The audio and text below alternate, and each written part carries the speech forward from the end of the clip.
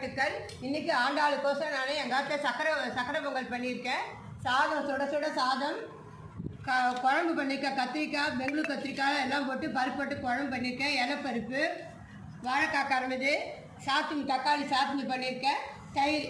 இதான் இன்றைக்கி எங்கள் தளிகை. வீடியோவில் பாருங்கள், சப்ஸ்கிரைப் பண்ணுங்கள்.